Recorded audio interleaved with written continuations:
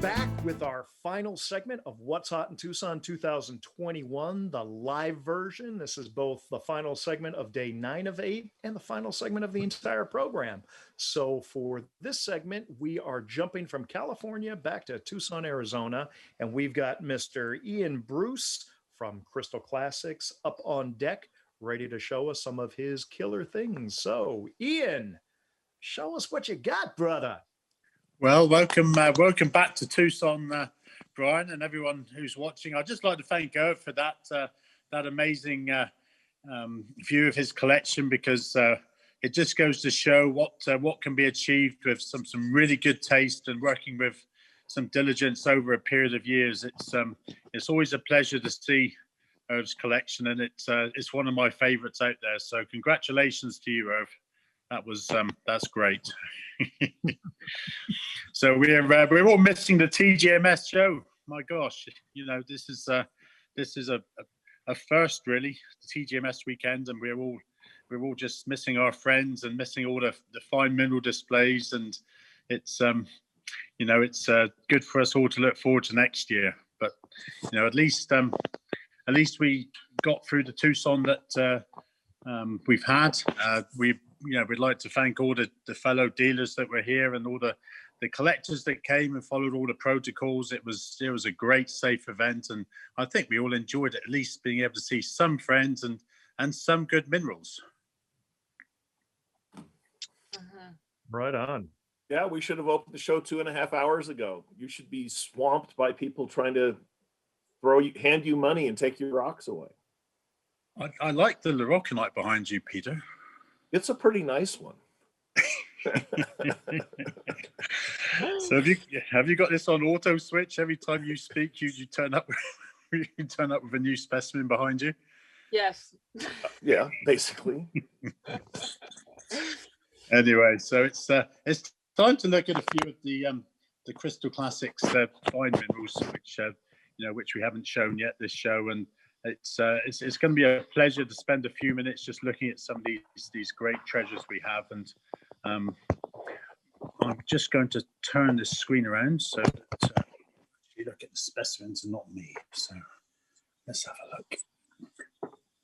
This is something that I'm really proud to have. It's one of the nice lamoritas, the wolfenites with mimetites that we've all seen on the market a few years ago. And this specimen's really quite remarkable. Thank you, Brian. It's a nice one. Yeah, so it's complete. Hard to get them with the nice contrast with the wolfenite and the mimetite. Yeah.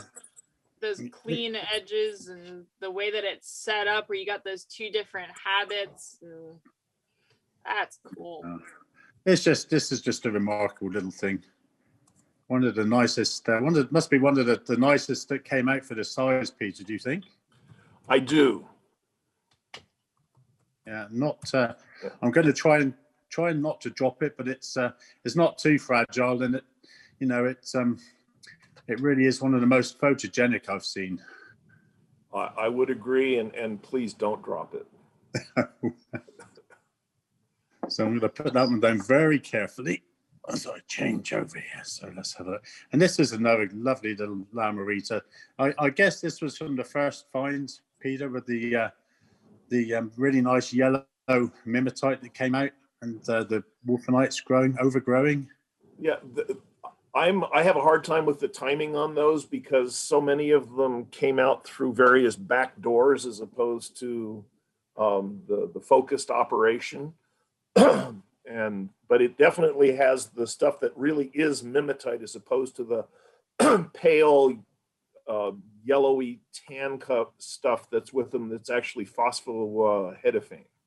Yeah, these are really quite remarkable. Yeah, that's a nice piece. Yeah. So what else do we have here? So I just had to start with Mexico, Peter. That was only for you. I kind of figured that, Brian. Brian, what am I saying? Ian. It's one of those AN words. No, I have to jump to Germany. It's quite remarkable to think that my wife Diana was born within a few hundred meters of where this amazing German pyrargyrite was found in the Niederschliemer mine in Germany. And this specimen is really quite remarkable. It came from a collection we just recently acquired, and huge, well-formed pyrargyrite crystals. I guess about 3/4 of an inch across, and this is quite a remarkable European world classic. Just a lovely thing to get something, to get nice isolated pyrargyrites like this stood up. This is again something we're really proud to show. Yeah, you should be. And that came out, what, 150 years before she was born, 300 meters away from there? When it was mined, I'm not sure. I'd have to ask Diana's dad that. He seems to be the local expert on everything Schliemer. But this is, whether it was mined 100 years ago or during the Russian occupation, who knows? But it's just really quite remarkable.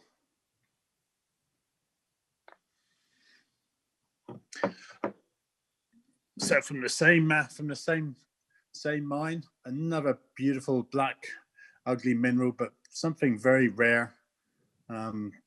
This is a lovely crystallized native bismuth with huge bismuth crystals up to again nearly an inch in length. Very three-dimensional from the gang opal area of the mine. To get well crystallized bismuth crystals from anywhere is very rare, and this must be one of the nicest we've ever had. It's just magnificent. That's a true classic in the real sense of the word. Yeah. Something a little bit different, I just wanted to show everybody something a little bit different, things that perhaps they hadn't seen before, as well as looking at find little treasures like this. This is a lovely scepter. Let me get some light behind it. A lovely scepter fluorite, not fluorite, tourmaline from Hey, you're not talking with Go By. Hey, I mean, it's practically Rogerly colored, so we'll give it to you. Yeah, that is a real cutie. Yeah, just a nice little scepter. And this is from the Lauren's famous unwrapping. We just had some bases made. Adam from Sunnywood's been busy making us bases for all our new treasures, and we're just really happy to have got these back from him this morning. And I just wanted I'm quite excited. I'm going to get them all in the cabinet this afternoon, and I just wanted to show you guys before they went in there. So this is one of the new tourmalines from Corno Murta in Brazil. Beautiful rubellite. Yeah, really magnificent color. Hot pink. That's the one. And this was just one more from that pocket. This is, I think, one that you actually unwrapped, Lauren. They look so great now that they've been cleaned. So much fun last year getting the chance to unwrap those, and really looking forward to hopefully at some point be able to see them in person again. Yeah, that's right. They really look like they cleaned up great and hard to not love. Yeah, the color really is magnificent, and they're very, very gemmy things. So standouts. We look forward to having all these ready for the April show, when the show, the Tucson Mineral Show, starts again properly here in April. So this is a lovely old classic. This is from the Onganya mine in Namibia, mined in the 1970s, and very, very few of these came out of this quality. This one's great because it's on matrix, and you've got the two different cuprite habits there, beautifully overgrown by malachite. It has just about all of them from that find. Where this is something this is just a magnificent thing. Almost impossible to get a good one. There's a couple of good ones in the Sacco collection, but very, very few of this quality worldwide. It looks like there's a termination there on the sort of the triangle portion of the crystals where they kind of stand out. That's really, I love the way the cuprite is formed and how the malachite really makes it easy to see. Yeah, it really accentuates the crystal form, and it's just a magnificent thing. Standing up proud like that on the calcite crystals, you know, this is something that's almost impossible to get on the market, and we're very, very proud to have this wonderful specimen. So back to jolly old England, from the land of my birthplace. I was born very close to this mine, within 30 miles of where this mine was. A real old classic. This is one of the famous virtuous lady mine siderite pseudomorphs after barite, and this is just a magnificent thing. There was a very rich copper mine, and during the last few years of its work, it was actually worked solely for these specimens. They were very famous classics, even back in the Victorian age. And these ones were mined, as well as the famous siderite after fluorite pseudomorphs, of which are only a few known. But not often we have a good one of these. This is, you know, obviously got some history, nice old tickets attached to it, and it's just beautiful, absolutely beautiful. If you love this sort of thing. The history behind those pieces is really neat. Deanna was talking about that during one of the earlier episodes. Yeah, no, classics, mineral, you know, some of the crystal classic finds out there, they go back hundreds of years. You get one pocket sometimes, and that's it. This is a beautiful, very rare specimen. This from Lafarge mine in France.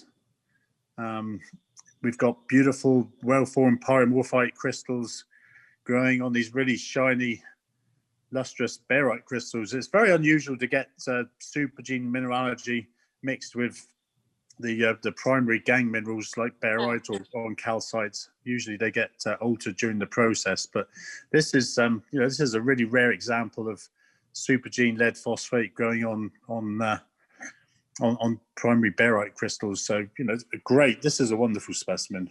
The barite was the main ore too, right? Sorry? As far as the barite was an ore mineral there, right? Yeah, I think they mined also for barite. Yeah.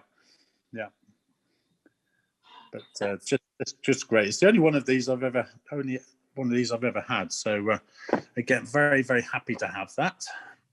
I would be too. Yeah. And I keep getting interrupted here because I seem to be getting lots of WhatsApp from people wanting lots more information on some of these specimens, Brian. So I think you've done a great job bringing minerals to the attention of people. There's obviously a lot of customers watching, and I'm getting lots of requests for information, even as I'm talking on Zoom. So I love it, because I've got a whole bunch of new ideas that I want to try out. So I think this is a grand experiment. Yeah. So I've got two more specimens left to show you today. This is a wonderful three-dimensional specimen, an agerine on orthoclase with little overgrown zircon crystals from Mount Zomba in Malawi. You know, we've all seen plenty over the years, but this is actually the nicest example I've ever had. I originally bought this from a South African collector probably about 15 years ago, and immediately sold it to a very well-known international collector. We bought part of his collection a while ago, and I was happy to get this back. It's, you know, absolutely pristine, no damage, just a wonderful specimen. I love the setup on that.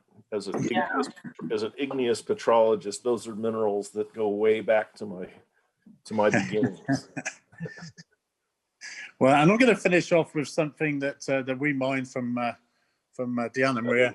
This is one of the nicer combination specimens we've ever had, where you've got these beautiful emerald green gem fluorite twins growing up, slightly overgrown by these calcites, and you know, that's just magnificent.